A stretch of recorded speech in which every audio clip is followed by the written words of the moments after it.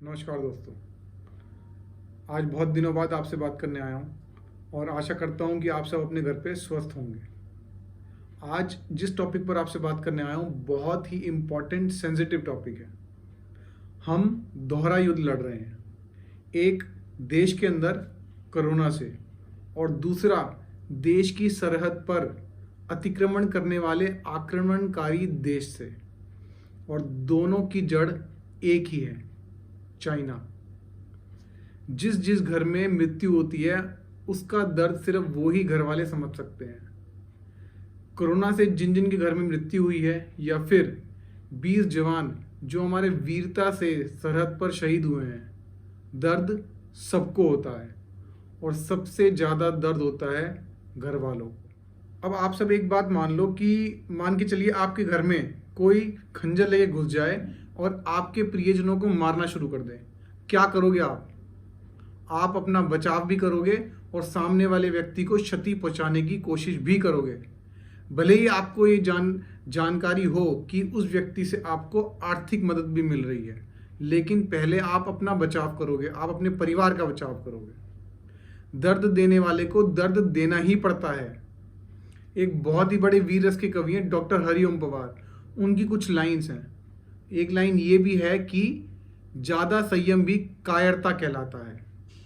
अब समय आ गया है, आप और मैं, हम लोग सीमा पर जाकर लड़ नहीं सकते, लेकिन कुछ तो ऐसा करना पड़ेगा जिससे चीन को क्षति पहुंचे, चीन की कमर टूटे, और वो है बैन चाइनीज प्रोडक्ट्स। आज से 100 साल पहले स्वदेशी मूवमेंट शुरू की गई थी और आज 100 साल बाद फिर से हमें स्वदेशी मूवमेंट शुरू करनी होगी। हाँ, मैं जानता हूँ ये बहुत मुश्किल है, लेकिन बहुत ज़रूरी भी है। क्यों? क्योंकि पैसा हमारा, और वो पैसा उस देश के पास जाए जो हमारे ऊपर आंख दिखा रहा है। वही पैसा चाइनीज़ आर्मी को फंड होता है और फिर वो हमारी भूमि पर अतिक्रमण करने की कोशिश करते हैं, अरुणाचल में, सिक्किम में, लद्दाख में, और हमें आंख दिखाते हैं।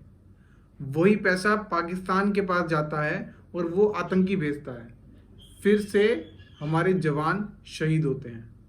इसी पैसे को नेपाल में बैठी वामपंथी सरकार को दिया गया और हमारा एक प्रिय मित्र हमसे दूर हो गया। So difficult times demand difficult actions.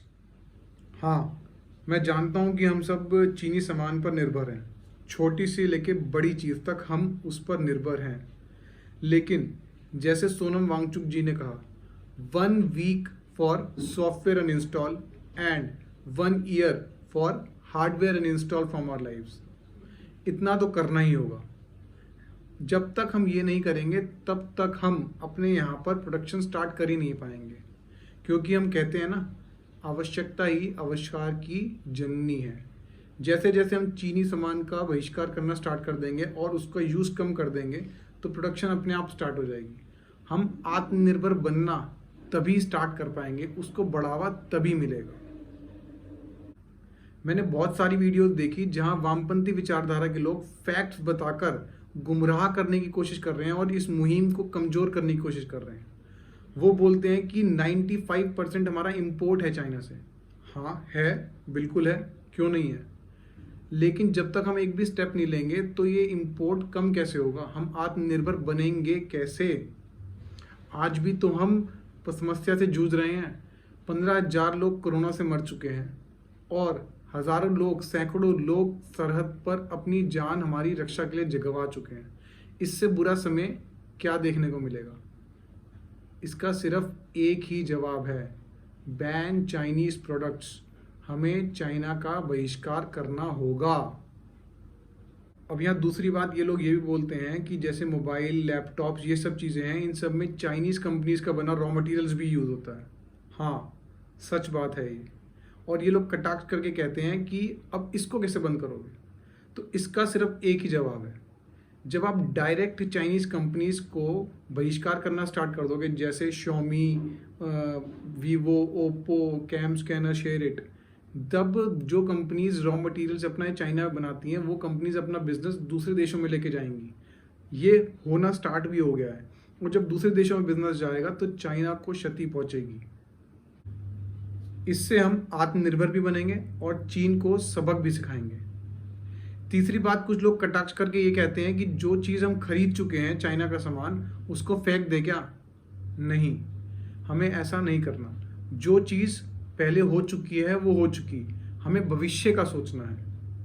इन सभी लोगों के कटाक्ष में छुपे षड्यंत्र में हमें नहीं फंसना है। हमें चीनी सामान का बहिष्कार करना है, चाहे थोड़ा कष्ट और सहना पड़े, लेकिन चाइनीज प्रोडक्ट्स नहीं लेने। चाइना की एक्सपेंशनिस्ट पॉलिसी का यही एक जवाब है। विश्व को एक स्तर पर इकट्ठे आना होगा और चाइना को जवाब देना होगा। और हाँ, अगर विश्व नहीं आता तो भारत को पहल करनी पड़ेगी और विश्व को इस राह पर लेकर आना पड़ेगा।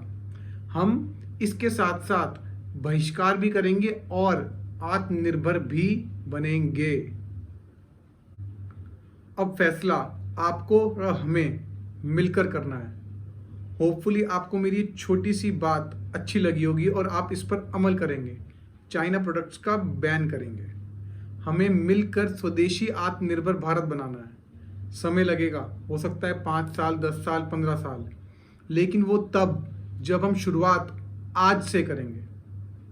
दोस्तों, अगर आपको ये वीडियो अच्छी लगी तो प्लीज़ इसको लाइक कीजिए और अपने फ्रेंड्स एंड फैमिली के साथ शेयर कीजिए, और आपके जो पर्सनल विचार है वो मुझे नीचे कमेंट सेक्शन में बताइए।